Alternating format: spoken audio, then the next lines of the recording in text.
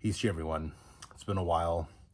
I'm gonna try to do a compilation video on my my last weekend at the Scottish Games, and it was a lot of fun. Took my boy, and I'll tell you more about that later. But as I'm going on social media, namely Facebook and some of these Muskogee Nation groups, something that keeps coming up. I may or may not have pointed out in the past, but I see it happening a lot, and this is on the issue of the Freedmen. Big surprise. I talk a lot about that on this channel, but the person of Silas Jefferson, born in 1835, Tuskegee tribal town in Alabama. Okay, this is an individual also known as Hodolgamiko, Wind King. What that means is that he was a tribal town chief, and that he belonged most likely to the Wind clan. His mother was Creek, his father was black. So you look at pictures of him and you're like, oh, okay, well, he looks black. He does. He obviously looks, I mean, if he shaved his beard off, I wonder how many like indigenous features you might see, but he had a beard, and that's the picture he's known for. So Hodolgamiko, aka Silas Jefferson, was a half-blood, but he was a maternal Muskogee man, so he was Creek. So he was Creek as any of us. The problem is that the Creek Freedmen have used him just like they've used my distant kinsman,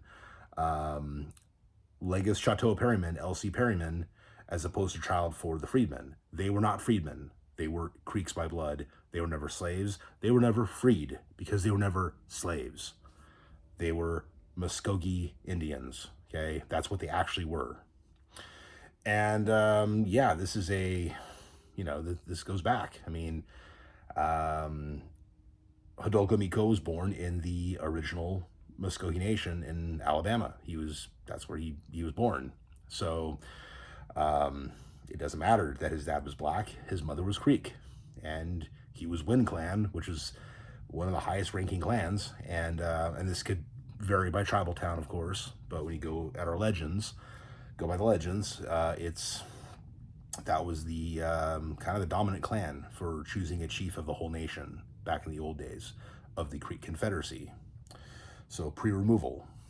So that means he was a baby on the Trail of Tears. Now some will say, well, he was a freedman and he was on the Trail of Tears just like anybody else. Okay, here's the problem with that. His mother was Creek. He belonged to Tuskegee tribal town. He was not a part of the Creek freedmen colored towns. He was not a freedman. He was never a slave. It doesn't matter that he looked black. It doesn't matter that he was half black. He was Creek by blood. His mother was Creek. And that's all there is to it. Okay. Now on the flip side, I'm going to be fair. Okay. You got individuals who will comment against him being Creek because he looked black. I'm pushing back on that with facts. He was Creek. He was black of skin, but he was Creek by blood on his mother's side. Just like, look, my dad was white, but hey, I'm Creek through my mother, and her mother, right? So I'm Turtle Clan, and that doesn't matter. It doesn't matter my skin looks as light as it does, because that's my clan, and I'll always be Muskogee no matter what. And that's the same with Silas Jefferson. Okay, I'm not saying that because I'm flipping sides and supporting the Freedmen all of a sudden. No. I still believe in by-blood citizenship. And I believe that this whole issue with the Freedmen needs to be voted on, not decided at the stroke of a pen by the MCN Supreme Court. Okay, but I'm going to be fair. As I've always said, there are people mislabeled as freedmen that should be listed as by-blood. And I think some of Silas Jefferson's either siblings or nephews or whatever fall in this category. So that should be amended. I believe we can amend our Constitution constitutionally to go back to earlier roles and not go strictly by the final DAWs. But, oh no, we got to go only by the final DAWs. Okay? That's my real criticism of the Citizenship Board and just the way the policy has been ever since 1979, that should be changed. I've been saying that for a long time, okay? A lot of these so-called freedmen would actually be Creeks by blood, and then we'd know for sure which ones are actually literally the freedmen and not actually, technically by blood and should be citizens, okay? That could fix some of our problems, okay, as a tribe, like right away, okay? But, anyway, I don't want to make this video about that. The real issue is Silas Jefferson, and I should do a more comprehensive video about him. He was an important man. I don't have all this stuff jotted out in front of me. This is supposed to be a quick video. He was Creek by blood. He was Tuskegee tribal town. His Indian name was Hodogamiko, Wind King, not the King of the Wind Clan or Whirlwind King or whatever. There's all these different translations you see. Not the King of the Wind Clan. Okay, the Wind Clan exists in every tribal town. One individual can't be king of the entire clan. Doesn't work that way. He could be the tribal town king or Miko, or he could be the principal chief or, principal Miko of the entire nation. Okay. But, you're not the king of one specific clan. Doesn't work that way. Okay. So, I'm all about legitimate freedmen history because I believe in real history. A lot of freedmen don't believe in real history. They think that they were the original Creeks, and that the rest are just Asiatic imposters. And this is just fake history that needs to be done away with. But there is legitimate freedmen history that needs to be told. Okay, I'm not going to run away from the facts. Okay, but the fact of the matter is Silas Jefferson was not a freedman. They should not be using him as their poster child, just as L.C. Perryman should not be one of their poster children. He was not a freedman, okay? He was Creek by blood on both sides of the family. He obviously had some black ancestry, probably through his mother, but I'm kind of conjecturing that because his father's side are, my kinfolk, and none of the cousins and none of the other folk look, black. So I have to assume that his mother must have been black, unless his father had a different mother than my fourth great grandmother, okay? Because she was L.C. Perryman's aunt, okay? So, just to get the facts straight, okay? So, I don't think there may not have been a single Mrs. Benjamin Perryman, as internet genealogy will claim. Actually, on that note too, and this is important, so maybe this video will go a little bit longer. There's individuals out there with the name Perryman who are black. Obviously, they're going to be a freedman ancestry, but they're also saying that Benjamin Perryman is their ancestor. I got a guy I was kind of debating with earlier, and then it kind of got more friendly because I started, I realized that he doesn't have all the facts. I realize that he's missing chunks of information, but he has a genealogical line going back so far. And I said, okay, well, you don't have to have this guy's roll number, because if you go if they died before 1899, they wouldn't have had a roll number to begin with. Benjamin Perryman never had a roll number, okay? So, like, are there black descendants of Benjamin Perryman? Like, legitimate descendants, not just speculative descendants, like people claiming to be descendants of Moses Perryman through his female slave that they think might be the father of their direct ancestor, the child of the slave. Like, that's speculation. That's not provable at this time. I mean, heck, even if like in the case of Thomas Jefferson and Sally Hemings's children having Jefferson DNA, that doesn't mean that Thomas Jefferson was the father. It could have been his nephew, his brother, his dad. Any of them could have sired those children. It didn't have to be Thomas specifically, okay? On the same note, Moses's slave's child might have been his kinfolk, but it may not have actually been his child. And if it's not his child, whose child is it? Okay. And, that's the thing. Even if you were to have a Perryman family DNA where you take an unbroken male lineage, or several, verifiable, legitimate born unbroken male lineages and take the Y chromosomes, and they all matched up with each other, and then you took these other alleged descendants that don't have the same documentation, but they had the DNA, then we know that they're related, but it still wouldn't prove that Moses was the father. That's the thing. It could have been his brother or his cousin. I mean, that's the reality that we're facing when it comes to DNA. Is it's still not 100% unless you have the body of Moses Perryman and the body of that child that is allegedly his. Then you can prove it. Without those two pieces of like relics, you can't prove it. Okay. So anyway, this individual who may or may not be kinfolk to mine, of myself, you know, if he can find documentation, and I gave him some leads. I told him, look at the Dawes roll. Look at the tribal towns of the individual ancestors of yours that are listed on the Dawes roll, and then, you know, look at their names, look at their tribal towns, and then look at the previous tribal towns, 1895, 1882, and so on, and trace the lineage of these people. And if you could find, you know, at that point, a connection to Benjamin Perryman, I mean, you know, then you know. But otherwise, I mean, it's just speculation at best, you know, and worse, I mean, it could be speculation based upon the desire to be descendants of Moses Perryman. I mean, he's not claiming descent from Moses, but he's claiming descent from Benjamin. And I'm like, well, how are you descended from him? I am a descendant of him. Okay.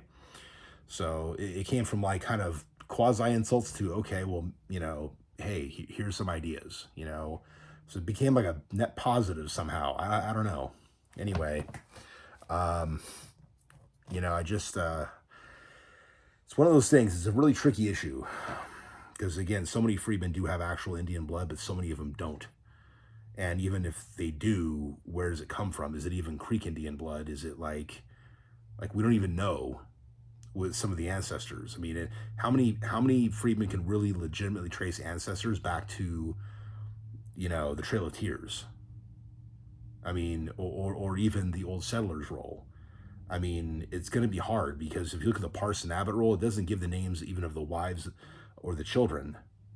It gives like the head of household, and then it says how many males, how many females, and how many slaves. It doesn't give the names of these other people. Okay, so it's kind of hard to verify unless you got other supporting documentation to back it up. And I would accept other supporting documentation, like signed sworn affidavits and people saying, oh yeah, I remember in 1836, these white soldiers came and blah, blah, blah, blah, blah. And, you know, they rounded us up, they rounded up the massa and you know, et cetera, right? Like you start getting stories like that, I might be more inclined to say, oh, okay, your ancestors were actually part of Tukabachi or, you know, Ochipofa or whatever, you know, whatever town was still in Muskogee Nation, the old Muskogee Nation, at the time of removal. So anyway, I hope this helps. If any Freedmen descendants are watching this video is not actually to criticize any of you. It's actually to maybe help, because I do want to see real good history. And if anyone does have common ancestry to by blood, you know, citizens, like common Muskogee ancestry, it is good to know that, and it's good to verify that. Personally, I would accept you as being Muskogee if you can verify your ancestry, as I had to verify mine. Okay? Some say, oh, paper this and paper that. White man's white. No, it doesn't matter. We have cell phones now. We have indoor plumbing. We have electricity. We have cars. We don't have to walk, you know, several days to get where we're going. We don't have to, you know, we can go to the store and buy food. We don't have to grow all of our own food. We're in the modern world, but that requires modern, sophisticated ways of verification. And you can't just say, oh, I'm so-and-so from such and such. Okay, like you can say who you are, but you can't prove who your parents are without a birth certificate or DNA. But those kind of things exist to actually help us now. Okay, so, but there are records that you can trace back to, and you know, there's information that can be found, and I would like for you to find it and see the truth. I mean, if you just go back to 1866 treaty, you're going to see that it's obvious that at that time, it was legally recognized that the freedmen were actually African by descent, not, oh, we were always black and we were always Creek and we were here at the time of Columbus. That's a bunch of bullshit. Pardon my French. Okay, but it is. Okay, you have to be living in the real world about these things. So, by all means, please seek out good information. Do your family tree, and look. I may not agree with Ron Graham politically on the issue of the Freedmen, but I will say this much: he definitely has done his genealogical research, and I mean, reach out to him or others. I mean, if you want to find hard copy records of these rolls, you can go back to Oklahoma City to the archives. I've done it in 2011. So when this possible cousin of mine was saying, well, I don't know because the Oklahoma City bombing happened and this all happened, like, no. Don't do that. In 2011, I was there and there was plenty of records. It was easier to find certain records then there than it was in Okmulgee, where I still found a lot of good records at that time. So go to the Cultural Archive in Okmulgee, go to the Oklahoma City archives, and you could find Laurel Creek payrolls from 1904. You could find all kinds of stuff. I found out the date of death for my great-great-great-grandfather, Jacob Knight. He died in 1902, and that was listed on the Laurel Creek payroll of 1904 because it mentioned that he died in 1902. There's things like that you can find. There's a lot of individual little details you can find about ancestors listed posthumously, okay, because they have heirs. Okay, Jacob's heir was Sally, my great-great-grandmother, and so she's listed. So ancestors that have that were owed money by the federal government for being loyal to the Union, their descendants got documented, their heirs got documented, and if they didn't have any children, they still had heirs. Like Sally's daughter, my great grandma, was the heir of her maternal half aunt. Okay, this is what happens. Okay, and they document the stuff for a reason because someone has a legitimate complaint, a legitimate claim. And so that's these documents that have to do with money also help you trace your heritage. And that's why I'm doing it. I'm not doing it to make some money. I'm actually trying to find out my lineage. Like, I just want as big a family tree as I can find. Okay, that's the truth. So anyway, I hope this helps. Regardless of what political side you're on in this issue, I really do mean that. So if you're a Freedman descendant, I actually hope you take this video in a good way, gain something from it, and go seek out good information. I'm going to give credit where it's due. Look at Ron Graham as an example of tracing Freedman heritage. And yeah, anyway, thank you all for watching. Mado, and Hadam Chi Chatlis.